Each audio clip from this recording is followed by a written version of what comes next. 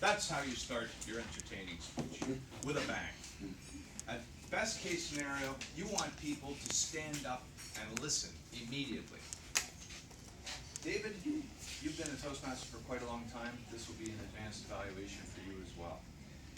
You have, more than any of us, the most gray hair. Therefore, you have the most stories to tell, the most entertainment to share with us. And you've done a good job so far of showing us how much background you have in that area. Here are a few points to help you take that entertainment home to us, to make us really listen intently. You started your speech with, when I was 5 years old. Okay, when I was 5 years old, what? When I was 5 years old, it doesn't grab me. I think you could do a better job with your openings. I like to start my speeches by grabbing people by the hair. You've got to be listening to me right now! It doesn't work for everybody, but that's what I enjoy. Throughout your speech, you had lots of entertaining points. I really enjoyed various things like the ants talking to you. Ah, he's coming again! We're gonna bite you! That's how I'd like to see it delivered in the future. Wrestling the alligator. You got animated for a moment there. You twirled around as though you were wrestling the alligator. And I like to see that. Your cadence was good. However, you have a tendency to move at a very consistent pace. At the beginning, you were slow, and you started to pick up speed throughout the speech, which was great. I like to see that.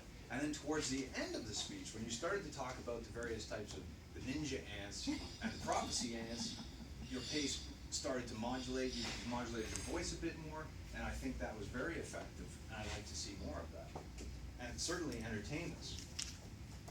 And if you can't get your dog to come, you probably have a cat. Good use of humor, particularly for those of us that are cat haters.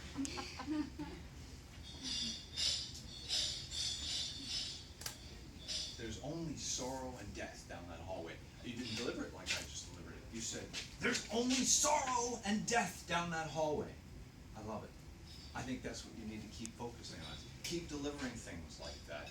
You have great construction of your speech. You have great components to put together in the speech. It's a matter of how you put those components together that's going to make you a leader, a winner within our contest. And that's what we want to see.